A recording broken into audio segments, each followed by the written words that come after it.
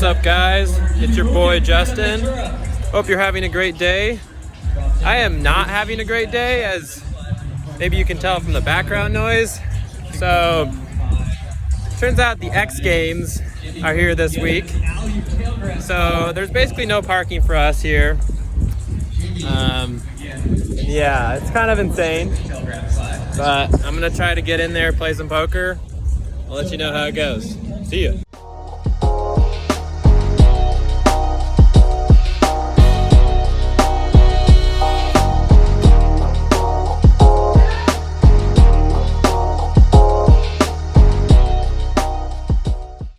Today, there's no waiting list for the 2-3, so I get seated right away.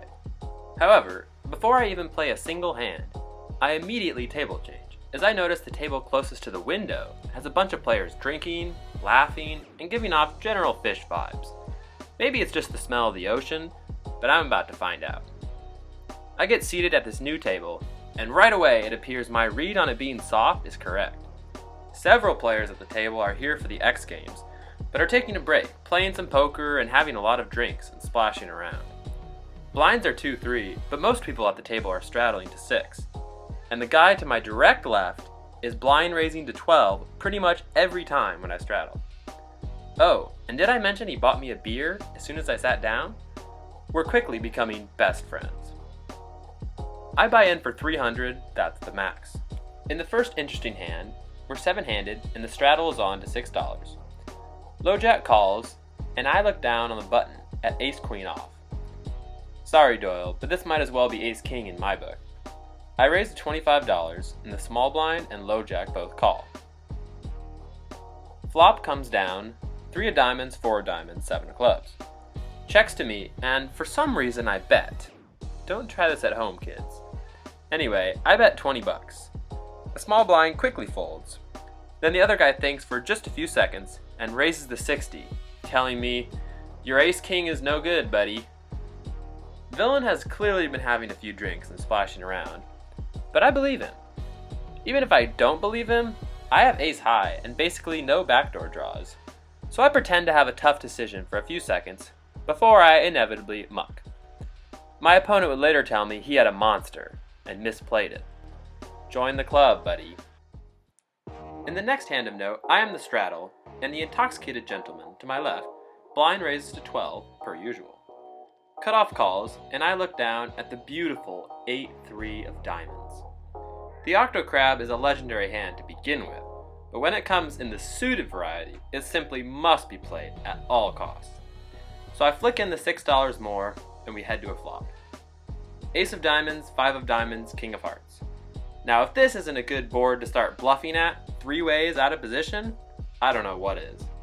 I lead for 10, Mr. 6 beers deep folds, and the cutoff calls pretty quickly. I put him on a range anywhere between 7-2 offsuit and pocket aces. The turn comes the queen of hearts, putting 2 flush draws on the board and completing jack 10 for the straight. Given my read on the villain on the flop, I continue to barrel, this time for 35 bucks. This sends my opponent into the tank, where he continues to reside for the next few minutes while talking out loud about how he can't call, but he doesn't want to fold.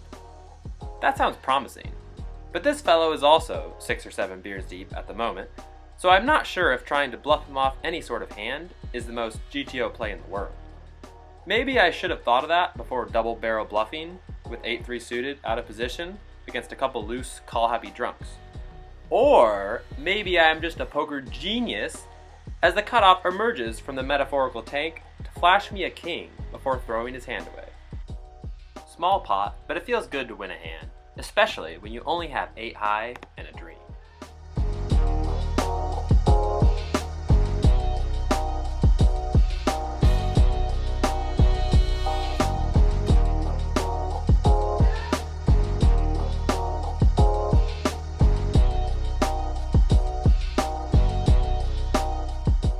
In this one, I'm second to act with King Jack of clubs.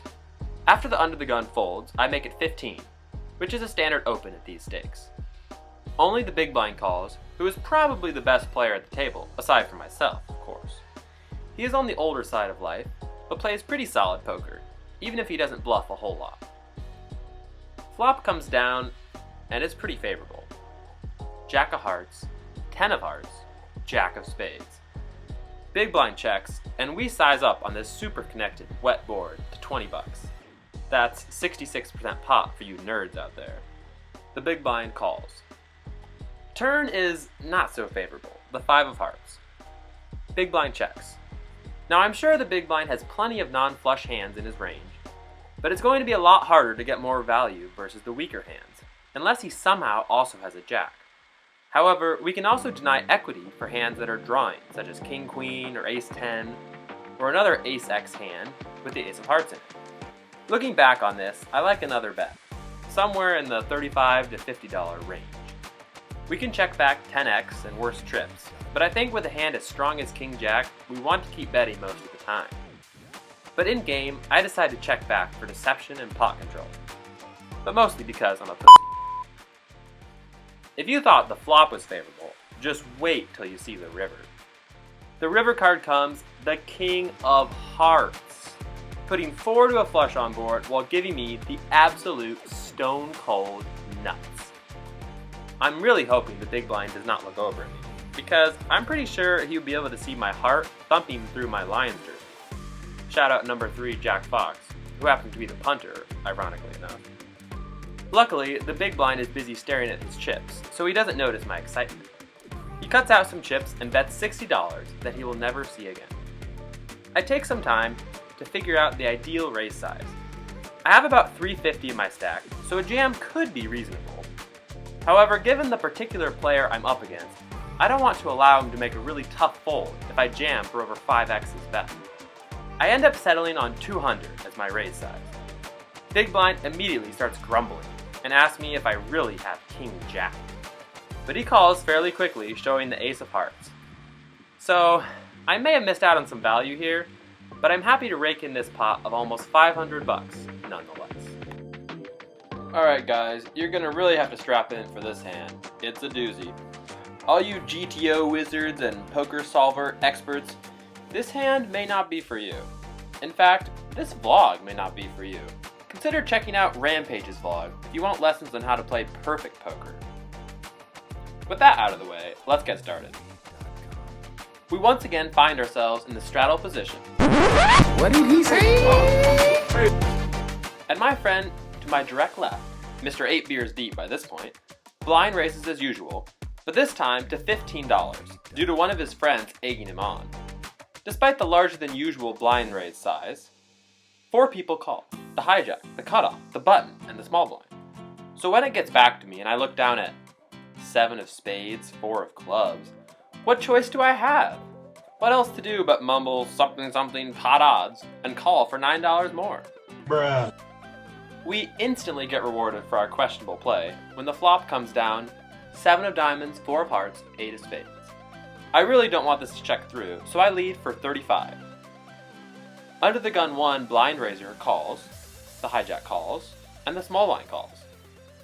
At this point, I'm just praying we don't see a 5, 6, or 8 on the turn. The turn comes and it looks pretty clean. It's the king of spades, so it brings in a flush draw, but seems like a total brick on this board. I think I have the green light to keep betting for value, so I size up to 135. I'm licking my chops, waiting for one of these suckers to call me with their king queen or 8-6 or whatever other nonsense they called the flop with. But it folds to the small blind, who almost instantly says all in for $495 total. So the pot is now $860 and it's $360 more for me to call. I'm getting about 2.4 to 1 on a call, or 30%. Am I good 30% of the time here? That is the $360 question. I know Villain does not bluff much, but I also know he's a capable player. So if he picked up the nut flush draw or a pair plus flush draw, he might figure the best play out of position is just to jam here. Now, what hands could he have for value? In the moment, I thought that most, if not all, of his 2 pair plus hands would have check raised on the flop, 7-8, sets, or even 5-6 for the straight.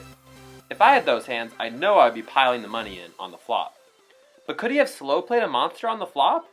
Or did the turn give him a sneaky 2 pair to beat me, like king 7 suited or king 8 suited? I keep going back and forth on it, but in the end, I decide most of his value he's raising on the flop, and not much improves his hands on the turn. So I sigh and announce, call. The big blind promptly gives me the bad news and flips over 5-6 off for the stone nuts. My heart sinks. He asks me, do you have any outs? I nod sheepishly. 2 pair? Another dejected nod. The dealer slowly burns and turns the river card. I can't believe my eyes. It's the 7 of hearts! The big blind says, you didn't really hit that, did you? As I proudly turn over the beautiful, glorious 7-4 offsuit and scoop in a pot over $1,200. As I stack up mountains upon mountains of yellow $5 chips, I glance over at my tablemate's card protector and think, you know what? Rampage is right. Folding is boring. Once again, I learned that it is better to be lucky than good at the poker table. Now let's send it out to me in the outro and find out how I was feeling after this session.